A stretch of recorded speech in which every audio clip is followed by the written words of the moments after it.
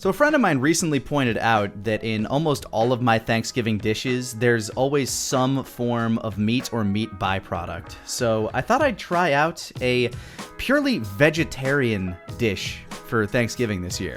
So in order to try to stick with the harvest theme of the meal, I decided to go with a pumpkin curry. For our ingredients, we have, of course, a pie pumpkin, some Thai chilies, a shallot, a whole yellow onion, turmeric, Korean chili sauce, coconut milk, vegetable stock, and of course, curry powder. I'll have the list of all the ingredients in the description below, but for now, let's get started by having our shallot. I'm just gonna cut that in half, and here's some shallot peeling ASMR for you. Nice. So what I'm going to do is I'm going to cut it down lengthwise into a few strips, not cutting all the way through into the roots, just kind of leaving it whole. It'll make it easier to dice. Speaking of which, let's get to some more ASMR here.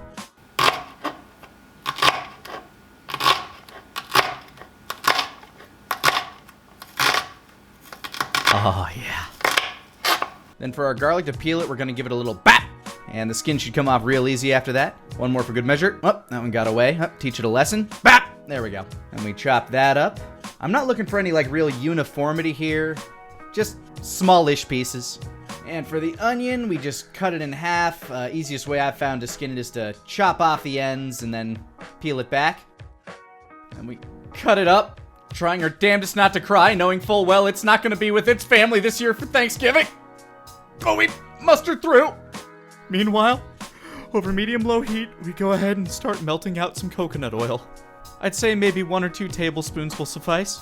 Now, if you're patient, you can sit there and let it render out on its own, or if you're restless like me, you can take your wooden spoon and agitate the hell out of it.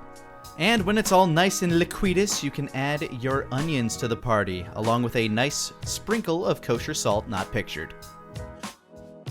And I like to give them a nice stir to break them up. Sometimes I'll tap them down just to make sure they aren't hugging too tightly. Gotta leave some room for onion Jesus there. Come on. There you go. Now, does the tapping actually do something? I have no clue, but I just like to do it, so don't judge me. When it's all nice and sizzly, we add our shallots and garlics to the mix. And once again, give that a little stir to make sure they're all getting incorporated. And that's gonna start smelling good really, really soon. In order to give it a nice zesty fresh flavor, I had some ginger paste in my fridge, so I'm adding that in here now. I'm a bit of an improv cooker, so even if I didn't list it in the beginning, sometimes it's gonna end up in there. So pay attention. Again, it'll be in the description. Now while all that's breaking down, that leaves us to tackle the pumpkin. I got here a little pie pumpkin, named after Sir Douglas Pye, the man who invented the pumpkin. I've only ever carved a jack-o'-lantern out of these, so let's see how this goes. I'm gonna start by demitating it, I guess.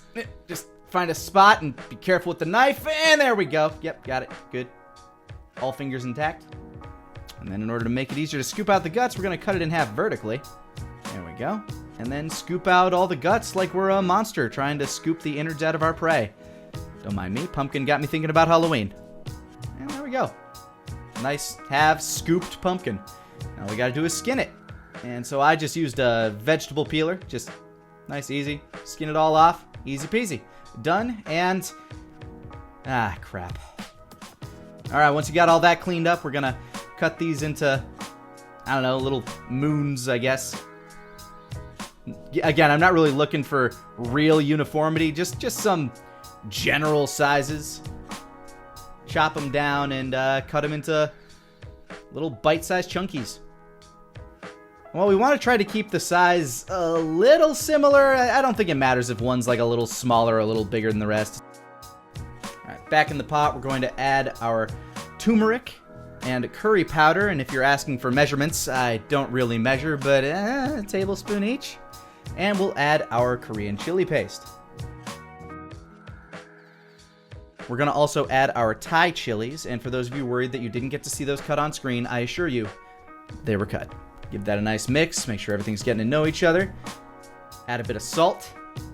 We're going to add some vegetable broth here, both to let the flavors all kind of commingle and get to know each other, as well as to scrape up some of that delicious gooey fond that's forming at the bottom of the pan here. That stuff is pure flavor.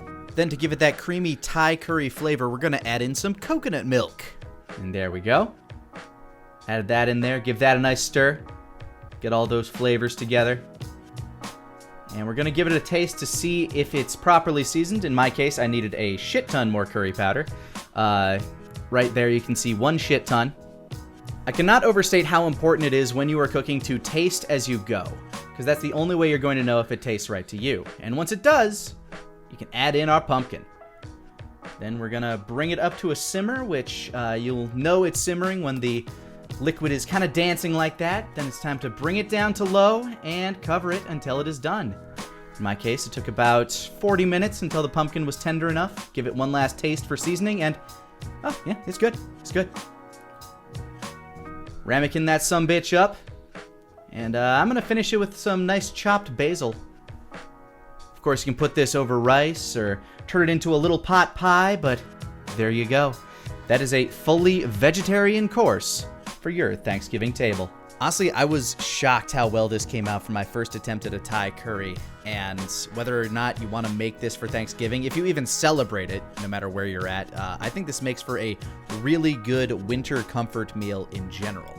But if you are in America and celebrating Thanksgiving, I hope you have a very happy one. And if you're watching this the day of, you might be able to join me live for my Thanksgiving, because I'm going to be cooking up my dinner live over on twitch.tv/LaniPator.